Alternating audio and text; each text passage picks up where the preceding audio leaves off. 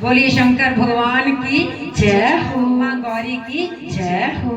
सावन महीने बागा देवी झूले बह गए सारे, सावन महीने बागा देवी झूले बह गए सारे, ओ सावन महीने बागा देवी झूले बह गए सारे, ओ सावन महीने बागा देवी झूले बह गए सारे।